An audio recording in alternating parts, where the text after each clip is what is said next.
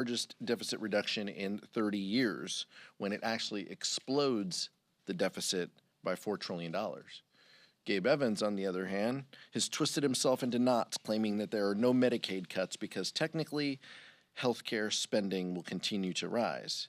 He's hoping that the 1 in 3 voters in Colorado who he represents won't notice losing their health care. Derek Van Orden wants his voters to believe that somehow he managed to secure more money for Badger Care, even though he voted for $1 trillion in cuts to Medicaid, prompting the governor of Wisconsin to call him out for lying. Here's the truth. Republicans own the healthcare crisis that they've created. People will get sick, hospitals will close, like we've seen in places like Curtis, Nebraska, and nursing homes will shut down. And they're doing all of this so they can give billionaires tax breaks and make private jets fully tax deductible. They're the same rich and well-connected elites that they're protecting by keeping the Epstein files under lock and key after campaigning to release them. It's shameful, and House Democrats will make sure that they are held accountable. Now I'll turn it over to Vice Chair Ted Lieu. Thank you, Chairman Aguilar. Donald Trump, when he campaigned, promised that on day one he would end inflation and lower costs. Donald Trump lied to the American people because we now know that inflation has continued to increase under his policies and that of Republicans. The most recent inflation report shows that inflation increased to 2.7% above expectations, and core CPI increased to 2.9%. We call on Trump and Republicans to focus on lowering costs instead of things like the big ugly bill that are kicking millions of people off health care. I've also noticed that there has been an uptick in activity around the Epstein files recently. I just want to remind the American people that in February of this year, Attorney General Pam Bondi acknowledged the existence of Jeffrey Epstein's client list. In fact, she said that Jeffrey Epstein's client list is, quote, sitting on my desk right now. Where is that client list? What is Attorney General Pam Bondi hiding? She needs to release the Epstein files as soon as possible. I talked about the Epstein files under the Biden administration. I'm talking about it under the Trump administration. This is a case of the powerful protecting the powerful. We need to have those files released. I also note that the Epstein files that have already been released show that Trump is all over the files. He's in multiple pictures with Jeffrey Epstein. There's multiple videos of Trump with Jeffrey Epstein. There are plane logs of Trump on Epstein's plane. There are statements by Trump about Epstein. There are court pleadings of alleged victims of Epstein naming Trump. So we need to have these Epstein files released. I also want to talk a little bit about Ukraine. The only way we get Vladimir Putin to the negotiating table is to defeat Russian troops on the battlefield. I support President Trump's decision to send Patriot missiles to Ukraine. I support President Trump's decision to say that he's going to backfill Europe's military equipment when Europe sends military equipment to Ukraine. And that is how we're going to get Putin to the negotiating table, by letting Putin know that he cannot win this war. And with that, I yield back. Thank you, Vice Chair Lieu. Questions? Mariana? Thank you. A group of bipartisan Republicans and Democrats are reintroducing the Dignity Act. It's a bipartisan bill. It was a couple of years ago. Apparently it's more narrow and more tailored to what's been happening as of late. I know the details will be coming out shortly, but is this an opportunity for Democrats to possibly force a discharge petition on an issue? It is bipartisan. It seems like there's been some Republicans at least working with the White House to try and get this front and center. You know, when Stephen Miller, and I appreciate the question, when Stephen Miller and Tom Homan are running your immigration policy, it's going to be pretty difficult to find common ground. I appreciate our members' willingness to engage with their Republican colleagues, and I appreciate anyone who takes that spirit of bipartisanship and wanting to solve an issue that we have let lapse for 30 years without a solution, leaving millions of people in limbo. And I've been a part of efforts both in the Democratic caucus as well as in the Congress in order to support pathways for dreamers particularly. But it's a little hard to believe our House Republican colleagues who wrote a lot of letters saying that they didn't want the Latino population impacted by Medicaid cuts, and then they vote for that same bill that attacks Medicaid and will cut Medicaid for millions of Latinos across the country. It's a little difficult. And right now, we want to see the details of the bill. I understand that it has narrowed, though, and that's unfortunate when a vast majority of Americans, including recent polling that came out in the last week, show that Americans, including Republicans, believe in broadening a path to citizenship for people. Who play by the rules, who pass a background check, who are working in this country. That's what we need to do. So we don't need to come backwards on ways to citizenship. We need to expand those. And so that would be my concern. And Democratic caucus efforts will include pathways to citizenship for people who are playing by the rules, living here, paying taxes, and trying to provide the American dream and want to be part of the fabric of this country. Michael? Thank you, Mr. Chair. A lot of your members have criticized the Reconciliation Act for backloading a lot of the SNAP cuts, the Medicaid cuts, till after the midterms. I'm curious, as you all go into your districts, as you all try to message against this bill, does the way that the bill is constructed pose any challenges to House Democrats in how you're talking about the harmful impact of the bill when folks may not feel it until after the next election? Yeah, I think it's a fair question, and this is an honest conversation that we need to have back home. I had a town hall last night virtually where we talked about this. Met with constituents last week where we talked about this as well. We just need to be clear-eyed and tell our constituents what the impacts will be. But we also are joined by validators. We're joined by local hospitals and the National Hospital Associations and nursing homes and those folks who are going to be impacted by this. So this isn't just us as members of Congress saying danger is coming. There's a lot of folks standing with us saying, yes, danger is coming. This is how they're going to do it. This is how they're going to unwind Medicaid for 17 million people, impacting 17 million people and their health insurance coverage. So we need to be honest and clear about what the bill does, but we're also going to be very mindful of outside pressures. There will be private health insurance, right, that will have to set rates, and those rate structures will likely have to increase. And so this is something that's going to affect folks not just on Medicaid, but on private health insurance. And that could be before the implementation, the full implementation of the bill, which you mentioned, starting in October on the Medicaid side, October of next year and continuing into 27. So Republicans might think that they're being, cute by half.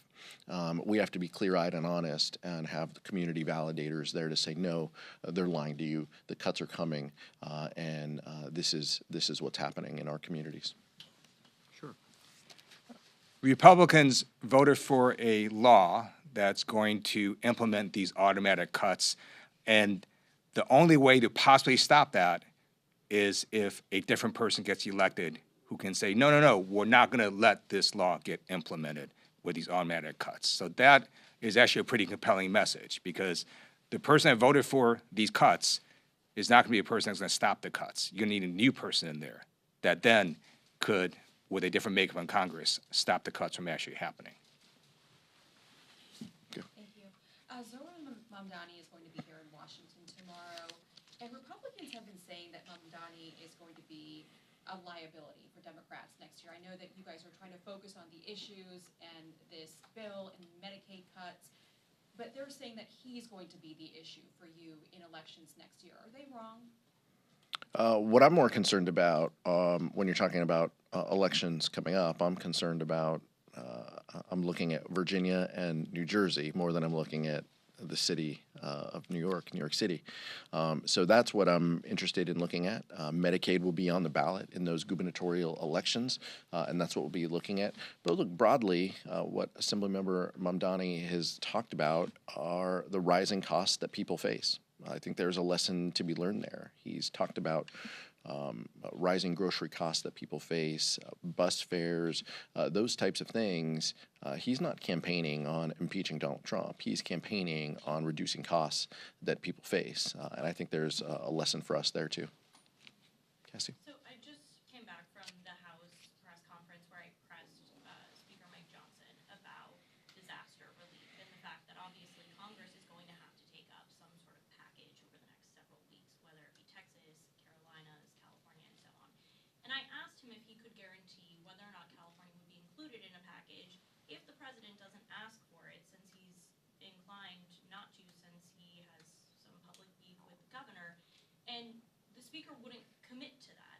So are Democrats as a caucus prepared to potentially face a vote where California is not in an aid package, and will they reject that and say, you know, disaster aid has always been a bipartisan effort here in Congress? Yeah, I mean, that's our underlying message is it shouldn't matter whether you live in a blue state or a red state. If you experience a natural disaster and you need help from the federal government, we should be there to help. That's it. That's the bottom line. Not red states get faster attention and blue states don't, or we don't send help to one and the other. If this speaker wants to be the first speaker in American history to politicize disaster recovery and assistance and to penalize states from another political party of his own, then that might be the legacy he wants to leave, in addition to the legacy of kicking people off of health care. That would be unfortunate. But we'll see what happens. But we are committed, and I'll defer to the vice chair as a member of the California delegation as well. We are committed to hold Republicans accountable to this. This is a very simple solution. This isn't about Texas or California or North Carolina or New Mexico. The funds that Congress puts dollars into need to be replenished. There's a series of them, from SBA to FEMA. All of these funds are going to be strapped for cash because of the claims that will be filed. We just need to replenish those funds, irrespective of the claims and where they're coming from. That's it. That's the solution. Replenish the disaster relief fund and the associated counts that respond to disasters. It doesn't matter where people apply. If they meet the qualifications and come from a state that has experienced a disaster, they will apply. And so let's keep the states out of it and just replenish the funds. That's our message to our Republican colleagues. I hope that cooler heads prevail, and I hope that people who pride themselves on supporting this place as an institution meet that moment. I'm concerned that Donald Trump leading this and leading them poses a risk to that. But I hold out hope that they will push back and work with us in a bipartisan way. Vice Chair Lieu. Thank you. There are more Republicans living in Southern California than a number of red states. So why would Trump and Republicans want to punish Republicans who happen to live in Southern California? It makes no sense. It's un-American, it's unpatriotic to do disaster relief based on party registration or ideology. I also note that Trump and Republicans are making drastic cuts to organizations like the National Weather Service, that in a time like this, when you're seeing more and more extreme weather events, we actually need more people at the National Weather Service, not less. And I asked Trump Republicans to reverse those devastating cuts. Question. With the Arizona special election today, there's 3 seats obviously vacant. Why is it detrimental for Democrats to fill those 3 seats with such a slim majority? It's important for those seats to be filled because the people who live in those communities deserve representation. And we shouldn't play politics about those special elections and the deadlines like the governor of Texas has done in leaving that seat open vacant, while the governor of Arizona fulfills the requirement to call that election. It's important for these constituents. This isn't about Democrats and Republicans. We'd say the same thing if it came to filling a Republican vacancy. People deserve to be heard. They deserve to have a representative in Congress who's exercising their votes, who's exercising a vote on their behalf. We obviously believe having full strength as we fight against House Republicans and Donald Trump on the reconciliation bill and the appropriations bills around the corner and the government funding deadline deadlines that are looming, we think it's important that we are at full strength. And so we will be comfortable and we will feel better when we have full representation within the Democratic caucus. Thank you.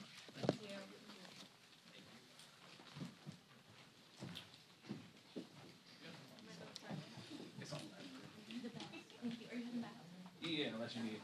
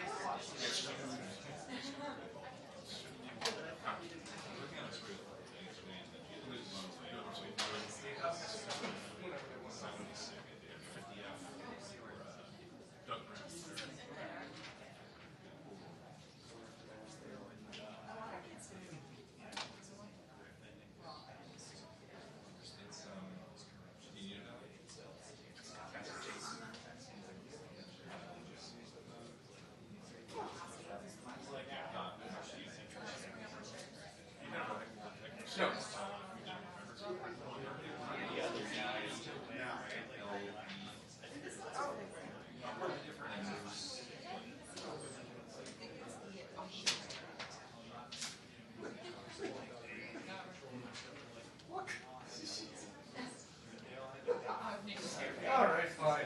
I didn't even know this. I don't know what that means. Okay, cool.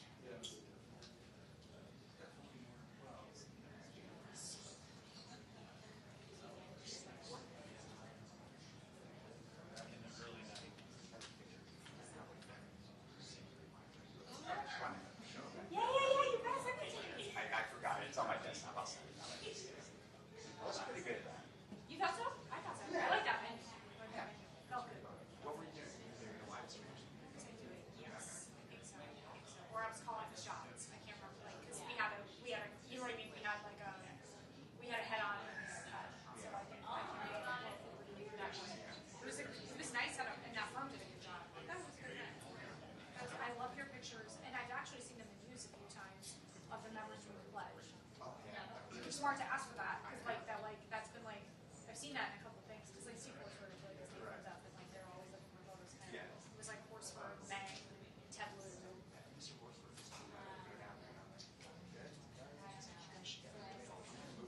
Don't say anything. You feel like move guests out of the middle seats. We're okay. I actually texted him that picture. Yeah, it's a good one. It's a really good one.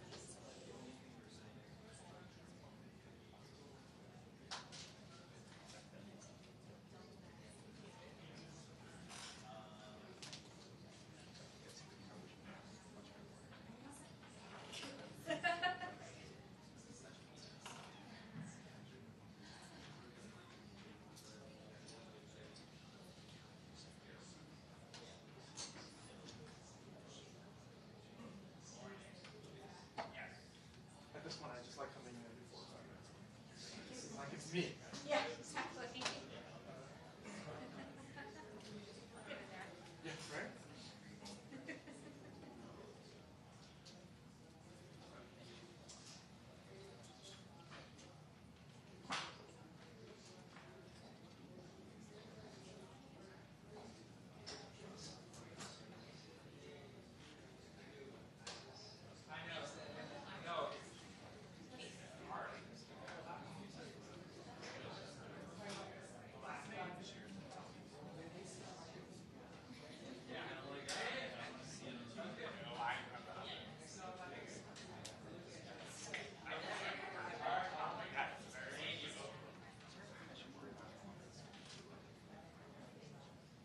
Too early, but I will definitely let you know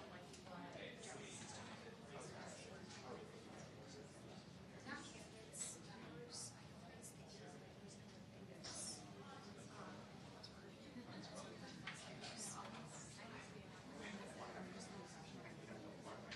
yeah.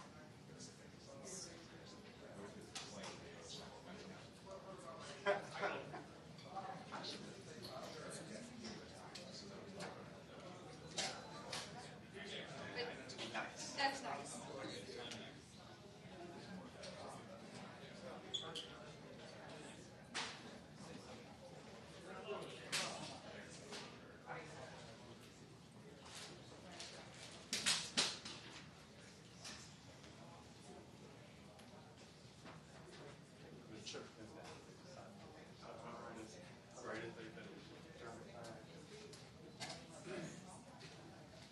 All right, heads up.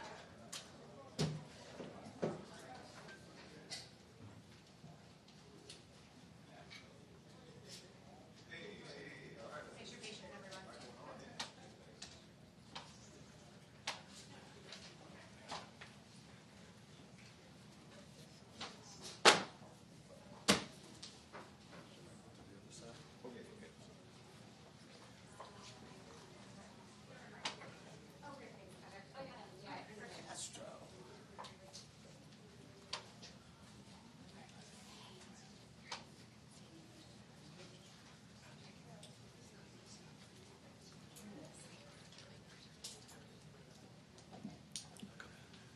Good morning, everyone.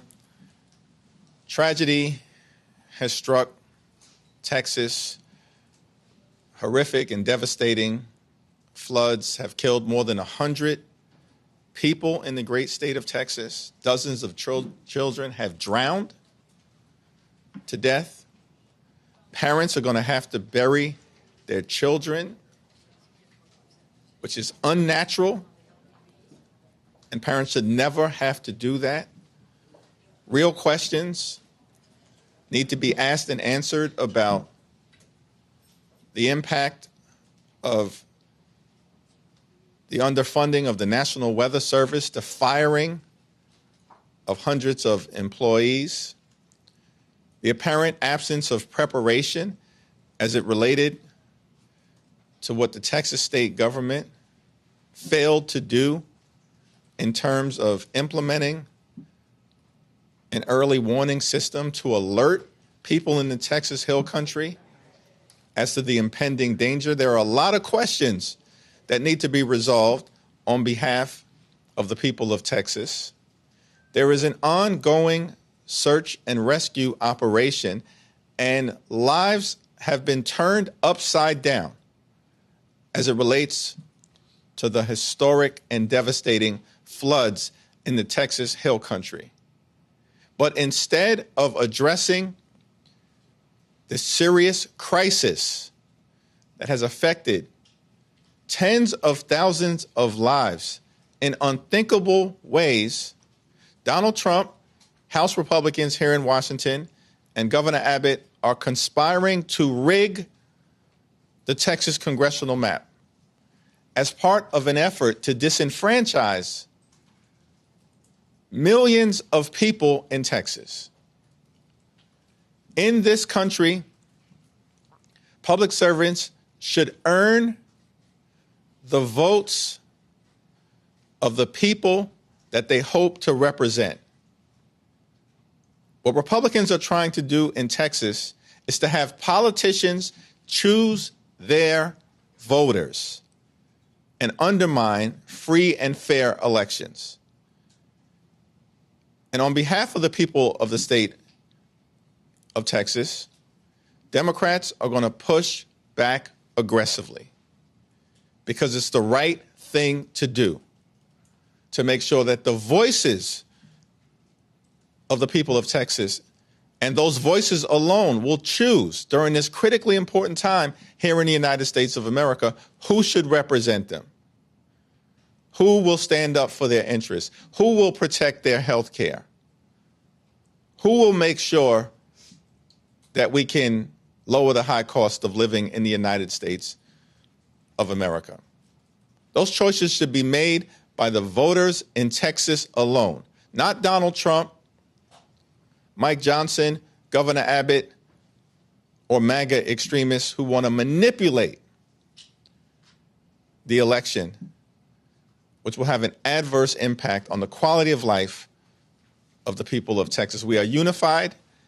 I'm thankful for the leadership of the members of the Texas delegation who are fighting on behalf of their constituents and every single resident in the great state of Texas. All of us should be focused on rescue, relief, and rebuilding, not egregious redistricting of the Texas congressional map as part of an effort to undermine free and fair elections in Texas and in the United States of America.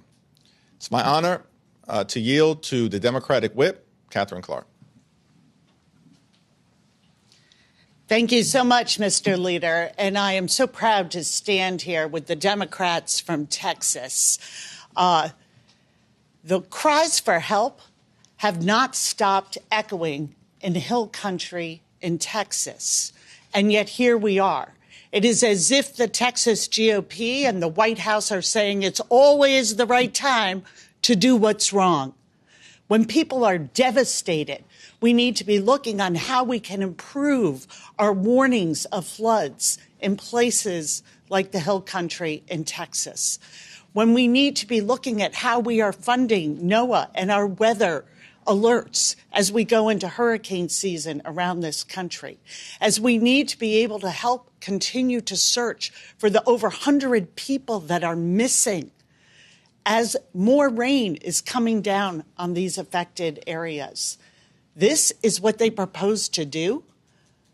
While those cries of help are still echoing, they want to further suppress the voices of Texans by saying we are going to call an emergency session to take away your vote, to take away your voice.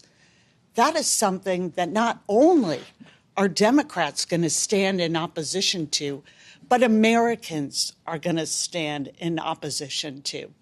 We are all here to say that we will continue to be unified, to fight for the American people, to fight to bring down their high cost of living, to fight for them to have the security of their families when disaster strikes, to know that their government will be here with a response, and to fight for their right to vote. This is a voter suppression effort. This is an effort to take away voices when Texans need the help of their fellow Americans to see them and be there to support them. And I am so grateful to be joined in this fight by the chairwoman of the DCCC, Susan DelBene. Thanks and good morning. Thank you, Leader Jeffries and Whip Clark. As the leader already shared, we just had a productive meeting with the Texas delegation about the desperate, and it is desperate, plot by House Republicans and Donald Trump to try to rig the next year's midterms by redrawing the Texas map. It's painfully clear why Republicans are doing this. They know they are going to lose the majority next year. Republicans are running scared. They're scared because the American people are poised to reject them and their broken promises, many, many broken promises in the midterms. Look at what they've done just in the last 7 months. Prices are rising, businesses and farms are struggling amidst tariff uncertainty, and rather than doing anything about it, House Republicans put their party over the American people and voted for the big, ugly bill.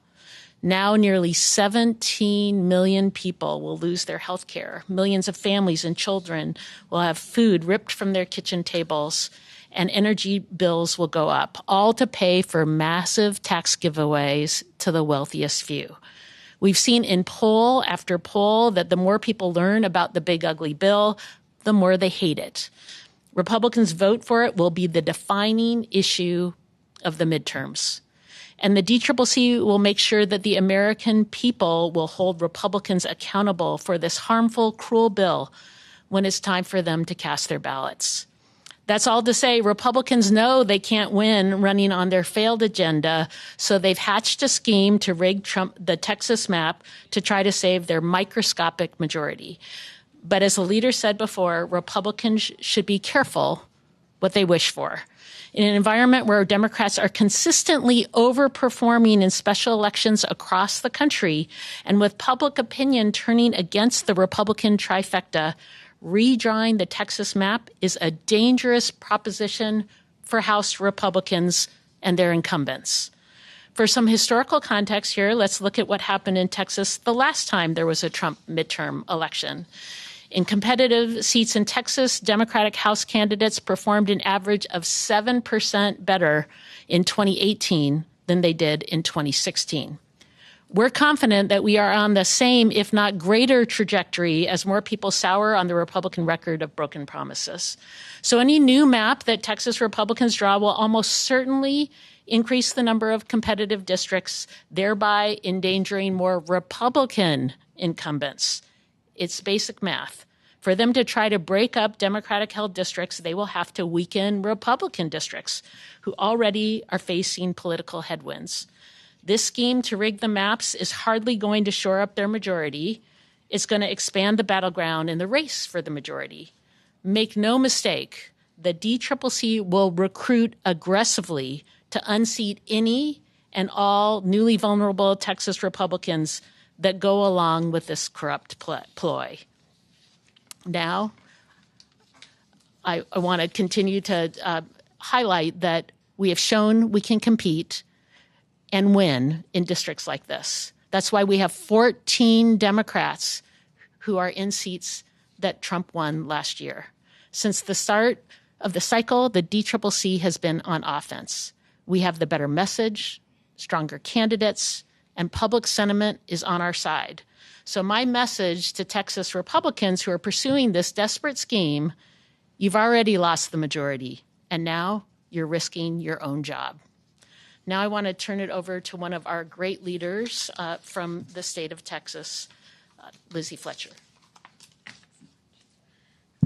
Thank you so much, Chairwoman DelBene. Good morning. I am proud to serve as the chair of the Texas Democratic delegation in the 119th Congress and to serve with these leaders and the Texas Democrats that are all standing here today.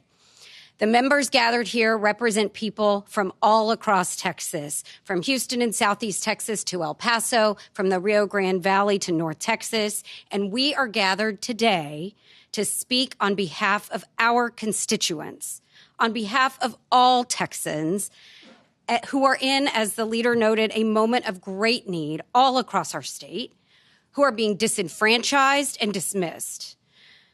Governor Abbott and Texas Republicans have utterly collapsed to pressure from President Trump. And they have surrendered Texas to political operatives from Washington, D.C., trading and dividing their constituents like commodities. They are prioritizing helping out-of-state political operatives abuse the voting rights and distort the political will of Texans so that national Republicans can try to hold on to their majority, their slim majority, their disappearing majority in the United States House of Representatives. That is what this is. This effort is not about any one member or any one district. It is an attack on the citizens of Texas, the voters of Texas, and their right and their ability to vote for candidates and elect candidates of their choosing and have representation in Washington. This effort threatens the very principle that people deserve to have a say in our government. I thank Leader Jeffries and Chairwoman DelBene and Whip Clark for their commitment to the people of Texas and to championing our right to make our voices heard, to cast our ballots, and to have our communities represented when our state leaders have failed us and are failing us. It's not just about Texas, but Texas is a cautionary tale of what's to come when an out-of-control president and an administration demand loyalty to them rather than the people and places that Republicans are elected to represent and whom they have sworn to represent.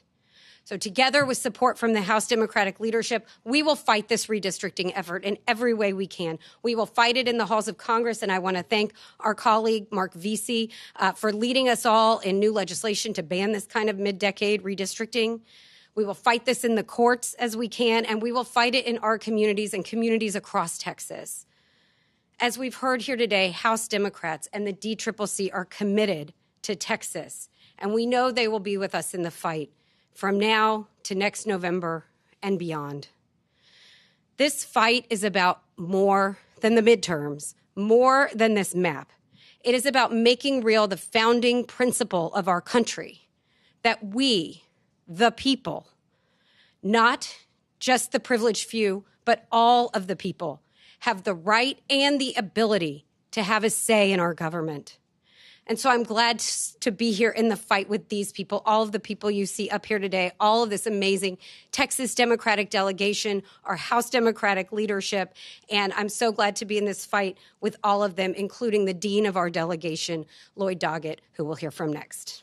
Thank you, Lizzie. I appreciate, and I know you do, the acknowledgement of our leaders to the terrible loss we suffered in Texas.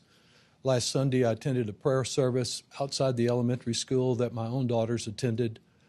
2 little 8-year-old girls from that school lost in Kerr County, 2 others in other parts of Austin. There are tears flowing all over our state about this. Last Friday, I met personally with the director of the National Weather Service. There is no doubt there were failures at every level of government, the county, the state of Texas, the federal government. And what this special session should be about is doing something to correct those failures. Redistricting, this scheme, is an act of desperation. A desperate president is doing whatever it takes to cling to power.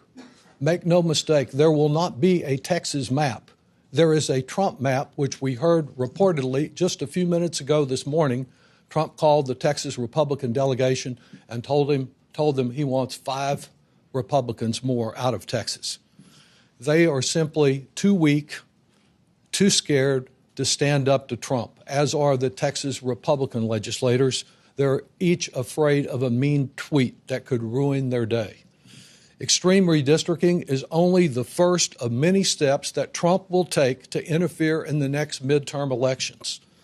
This redistricting power grab is the latest attempt to rewrite the rules to ensure that there are no rules, no limits, no guardrails on Trump's act of power. Republicans aren't concerned about what's best for Texas communities, about keeping communities of interest together, or what will assure the most accessible and accountable representation for communities all over our state. The sole concern is what's best for Trump to fulfill his demands. The fix is on. And the absurdity of the justification for this redistricting is that a Republican-controlled legislature led by President Trump's campaign manager in the Senate, signed by his loyal follower, Governor Abbott, that Republican redistricting plan discriminated against white people in Texas. Not a big problem that we've ever had down there in my lifetime. But we will rely on the Texas legislators to determine the best tactics to use to combat this plan. I won't be asking them to protect my seat, nor should any member of this delegation. What we will be doing is asking them to protect democracy, because that's what's at stake. Whether as we reach 250 years of American democracy, we will trade it for autocracy in the form of Donald Trump. Thank you. Thank you, Lloyd. Thank you, Lizzie. Thank you, Catherine and Susan, for your great leadership. And let me thank the entire Texas congressional delegation. Questions? Wasn't it a mistake for blue states to have handed over some of the redistricting power to independent commissions? We're focused right now on this aggressive and egregious gerrymander that will undermine the ability of Texans to participate in a free and fair election and determine who will represent them in the United States Congress. Should New York or California open up their lines in response to this? Same response. Are you concerned about an emerging red state versus blue state, tit versus tat, redistricting theme coming out of this and what that means for democracy, big picture? As has been indicated, democracy is under assault in a way that will impact the quality of life of the people of Texas and beyond. Who's in office matters. This is a desperate attempt by Republicans who are running scared based on the fact they have an unpopular president, an unpopular one big ugly bill, and an unpopular agenda that has ripped health care away from millions of Americans, stealing food from hungry children, veterans, and seniors. And all of this is being done in order to reward billionaires with massive tax breaks. This agenda has done nothing by Republicans to lower the high cost of living in the United States of America. Costs aren't going down, inflation is going up, and the quality of life of the American people is getting worse.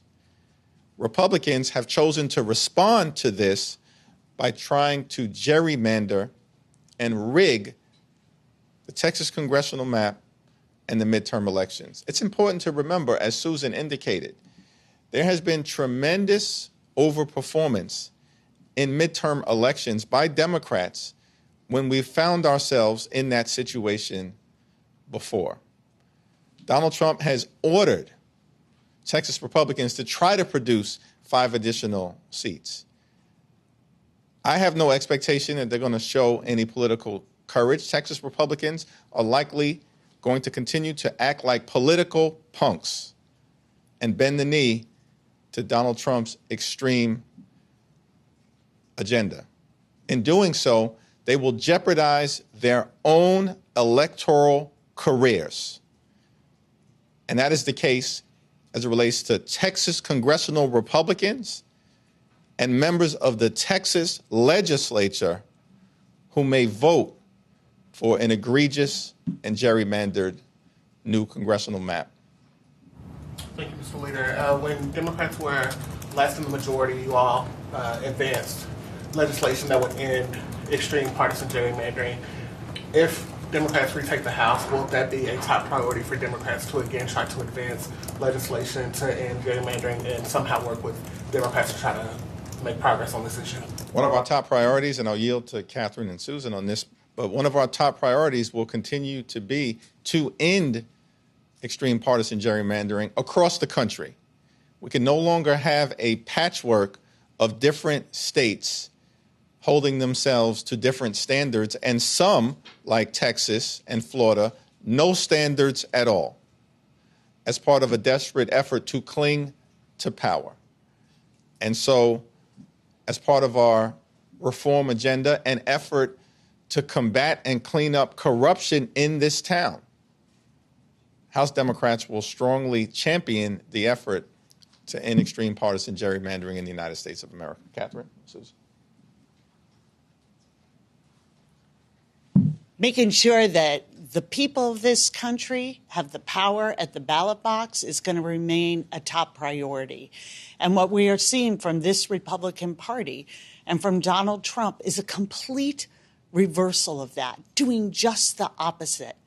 And it starts with their signature legislation, taking away health care from people, 17 million Americans, making sure that they are taking away and underfunding food programs from 42 million Americans, $500 billion out of Medicare, and undermining our public schools and veterans benefits, all to benefit the very, very wealthy. Democrats have a very different vision of who government should work for, and that should be the American people and the issues that they care about and helping them reach that first rung of the American dream.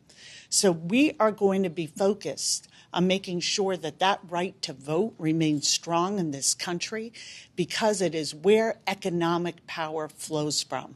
And that economic power, this system, should reside with the hard-working people of this country. And the Republicans just have a very different vision.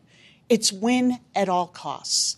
And they know that we would be in the majority today if North Carolina hadn't egregiously redistricted and eliminated 3 Democratic seats. And that's why we are so focused on the people of Texas and making sure that their voices are heard at the ballot box.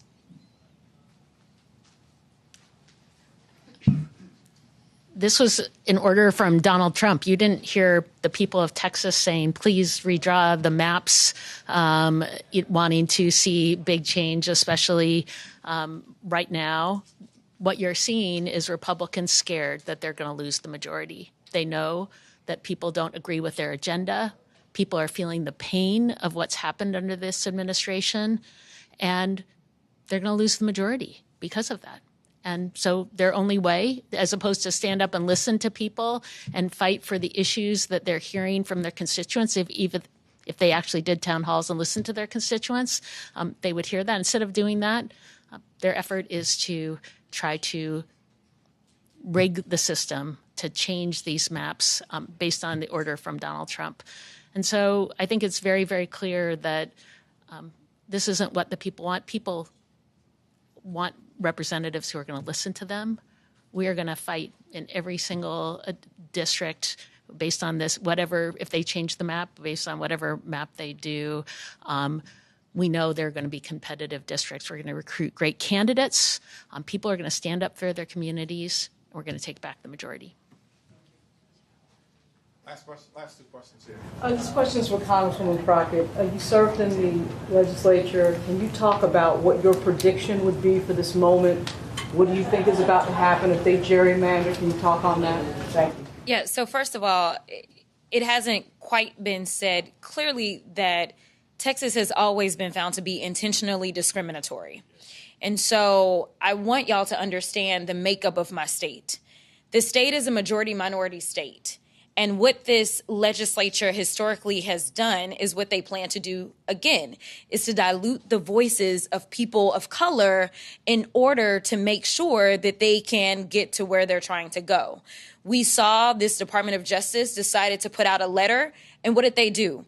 We only have 4 seats that are represented by Black folk, where the vast majority of the people that get to decide who they have represent them are Black. They decided to attack 3 of the 4 seats that we have in the state. They decided to go after a Latina. They are specifically deciding to splinter the communities of common interest, as well as just blatantly say, we are going to dilute minority voices. So we know that the courts, ever since we've had a Voting Rights Act, have always found this state to be intentionally discriminatory.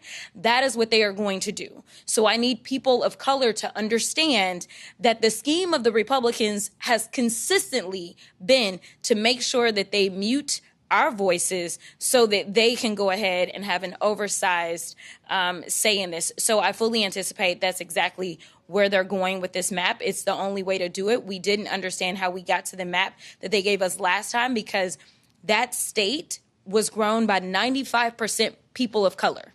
They went out of their way to make sure that we got 0 new seats for people of color. So that's exactly what they're going to do this time. It's ongoing litigation right now that challenges the constitutionality of the current map and the legality of the current map as it relates to the 1965 Voting Rights Act, and all of our legal options will continue to be on the table. Excuse me. Last question. If Republicans are writing their own rules and playing by their own rules, should Democrats not then be willing to play the same rules and have in the states that you do control the legislature and the maps to be attempting the same tactics? All options will continue to be on the table as it relates to our efforts to push back legislatively and legally in Texas as it relates to this illegal, unconstitutional, and egregious effort to rig the elections and gerrymander the maps in Texas. With respect to what happens in other states, I think that I'll let Governor Gavin Newsom, Governor Hochul, and others continue to speak for themselves on this issue. Stay tuned. Thank you, everyone.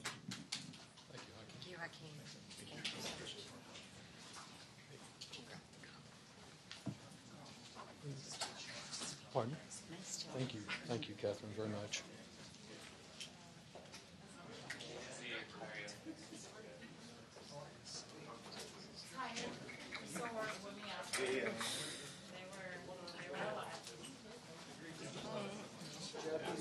Yes, sir.